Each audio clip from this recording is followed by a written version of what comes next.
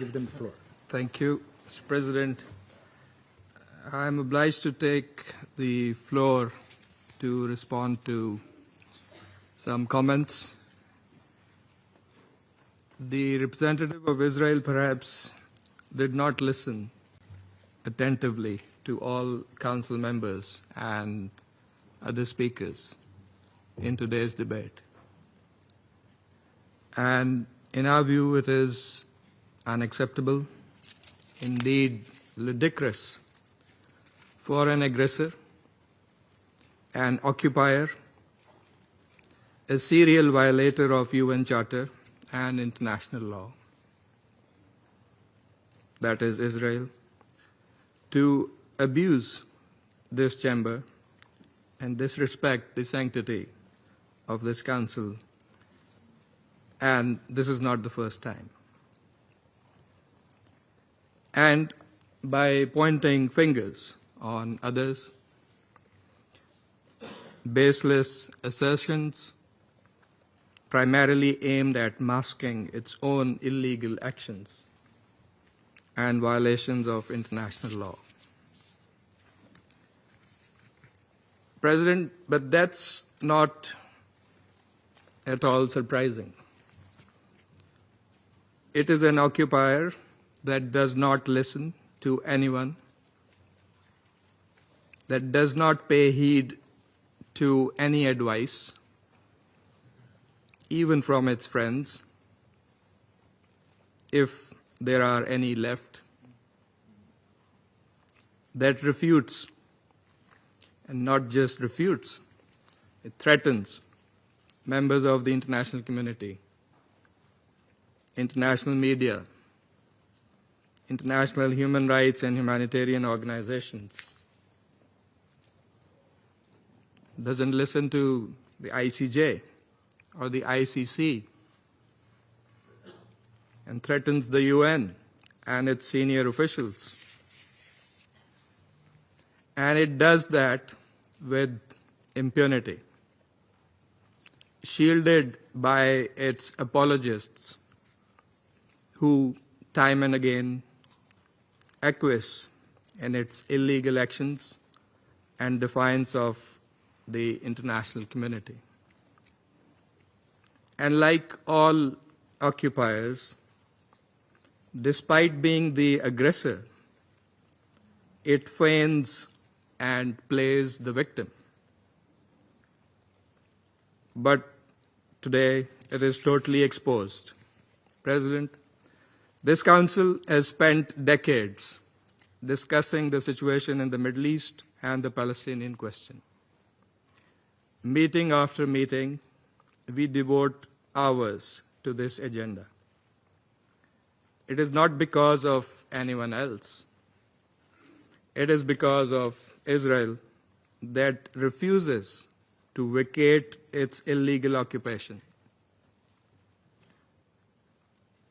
and that blatantly violates the resolutions of this Council. It's because of that we have these discussions. Israel also chose to refer to an unrelated incident and make misleading remarks regarding Pakistan in an effort to justify its own illegal actions and violations of international law. Pakistan's position on that incident has been clearly stated and is publicly available.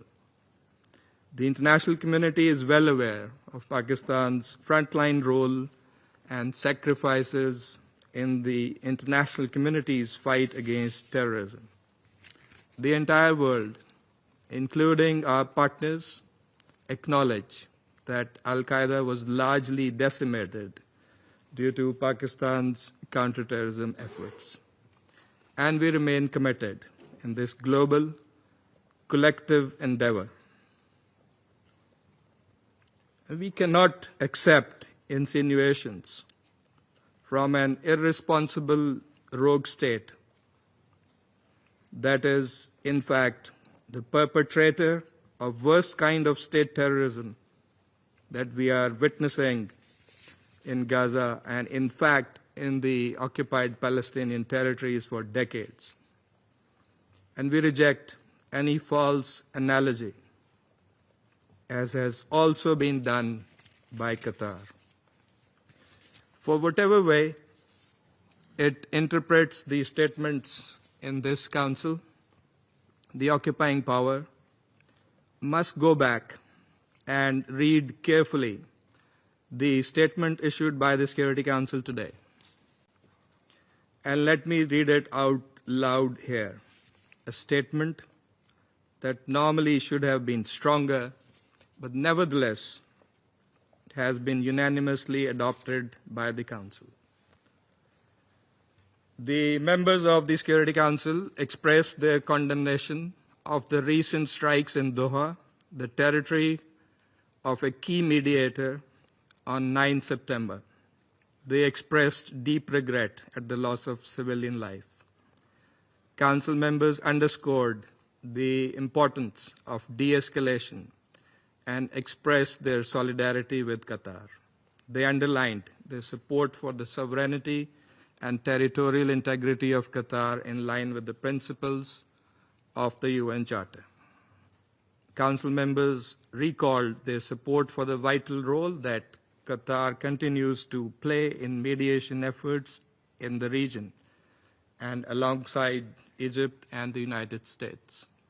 Council members underscored that releasing the hostages, including those killed by Hamas, and ending the war and suffering in Gaza must remain our priority. In this regard, they reiterated the importance of the ongoing diplomatic efforts of Qatar, Egypt, and the United States, and called for the parties to seize the opportunity for peace. That is why we are here this afternoon in this Council. I thank you. I thank the representative of Pakistan for the statement. The representative of Israel has asked for the floor to make a further statement. I give them the floor. Thank you, Mr. President. You know, if the distinguished colleague from Pakistan wanted to read the statement, he could have done it at the beginning of the session. But I want to refer to your words. You know, maybe you got offended from the word of my speech, and I apologize for that. But I make sure that in my speech I stick to the facts. And the fact is that Osama bin Laden was killed in Pakistan, and no one condemned about a precise and targeted strike in Doha. The strike targeted Hamas leaders who for years have planned and directed attacks against Israel, many times making these directives from the luxury confines in Doha. These terrorists were the sole target of the operation. The men targeted were not legitimate politicians, diplomats, or representatives. They were the masterminds of terror. They orchestrated the massacre on October 7th, murdering civilians, kidnapping children, raping women, wiping out entire communities. As the smoke still rose from the massacre, even as the attack was still unfolding, Hamas leaders in Qatar appeared live on television, proudly broadcasting their celebration. While Israelis hid in safe rooms, fled from gunfire, and endured murder, kidnapping, and rape, Hamas's leaders feasted and congratulated themselves in real time. These are the same men who called for jihad to escalate the conflict. They called for blood, not peace. They wild terror, not negotiation. And the terror has not stopped. Just days ago, at Ramot Junction in Jerusalem, Hamas terrorists opened fire on a bus stop crowded with children and adults. 6 innocent people were murdered, among them a 25-year-old who had immigrated from Spain, recently married and building his future in Israel, a rabbi who had dedicated his life to teaching the next generation. 2 residents of the community struck down in their own neighborhood. Among the wounded was a woman 8 months pregnant, left to fight for her life and the life of her unborn child. These are not numbers. They are lives, families, futures stolen. When the gunfire stopped, the bus and the pavement around it were drenched in blood. This is what terrorism looks like. Mothers clutching babies, a bus stop turned into a battlefield, a community scared in seconds. This is a reality we face in Israel. Terror raising its ugly head almost every single day. And let this council be reminded, there can be no immunity for terrorists. Hamas immediately praised the killers as heroic and exceptional, later claiming full responsibility for the attack and calling the massacre of innocent people a natural response. There is nothing natural about this. It is terror, pure and simple. Today, 48 innocent people are still held hostage by Hamas. Their families live in daily pain. It has been more than 700 days that innocent people have been trapped in Hamas captivity. 700 days of cruelty and abuse. Hamas has used them as bargaining chips, turning their suffering into currency. But let me be clear, there is no immunity for terrorists. Not for those who commit it, and not for those who enable it. Israel has agreed to President Trump's ceasefire proposal. We are ready to stop the fighting, but Hamas refuses. They keep the world waiting. They are in no rush. They have the time. Indifferent to the human suffering that their delay causes. And who suffers from this refusal? Not the leaders of Hamas, living abroad in the Ritz-Carlton in Doha. They don't suffer, they have the time. But the hostages languishing in their cells and the people of Gaza used as human shields. From the start, Hamas's strategy has been to embed its weapons among civilians. They hide rockets in schools, command centers in hospitals, and tunnels under homes. They put their own people in harm's way, then cry crocodile tears when civilians are hurt. Our fight is with Hamas, not with the people of Gaza, not with the state of Qatar. Israel will continue to take precautions to protect innocent lives. That is the difference between us and those who glorify massacre and terror. Like in the Bible, like Cain in the Bible, who was marked for the murder of his brother, so too are Hamas's leaders marked for their crimes. It doesn't matter where they hide, whether in the tunnel in Gaza or in a luxury hotel abroad. The mark of Cain is upon them. For too long, Hamas leaders have been sheltered not only in Doha, but in Beirut, Tehran, and elsewhere, parading as politicians and statesmen while acting as terrorists. They are treated like celebrities, when in reality, they are commanders of massacre and barbarism. This false disguise of legitimacy gave them freedom to move, to buy weapons, to recruit through so-called humanitarian networks, and to spread propaganda on international platforms that should have rejected them. This strike sends a message that should echo across this chamber. There is no sanctuary for terrorists, not in Gaza, not in Tehran, not in Doha. There is no immunity for terrorists. And yet, here in this council, some members chose to give Hamas legitimacy, even protection. Israel will not. we will act against the leaders of terror wherever they are hiding. Mr. President, we have heard today in this Council allegations about a breach of the territorial sovereignty of Qatar. But one must ask, where were these concerns when sovereignty was violated by terror itself? On October 8, when Hezbollah launched rockets across Israel's border, when Houthis fired a ballistic missile at Ben Gurion airport, or just days ago, when a Houthi drone crashed into the arrivals hall of Rabon airport, injuring civilians. How can anyone hide behind allegations appealing to the principles of international law while giving legitimacy to those who openly glorify October 7th and continue to plot terror? Mr. President, this brings me to Qatar. Prime Minister Al-Thani, the time for Qatar to choose has come.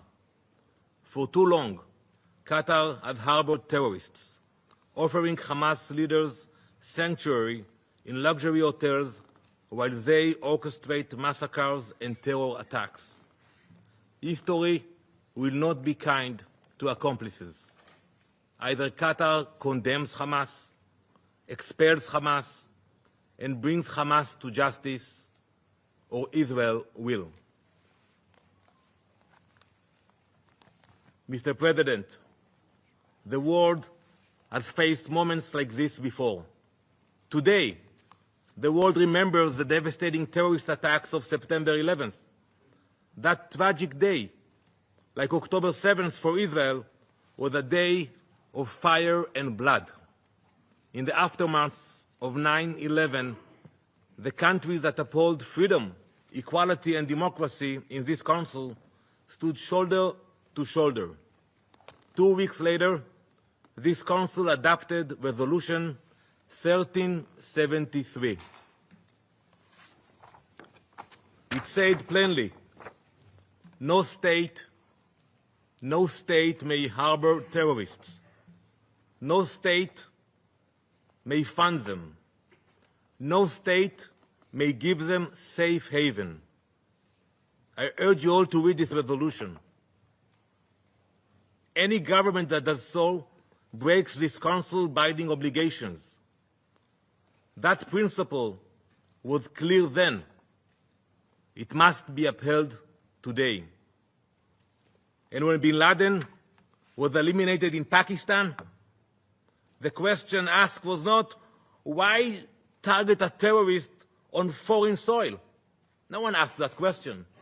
The question was, why was a terrorist given shelter at all? The same question must be asked today. There was no immunity for bin Laden, and there can be no immunity for Hamas.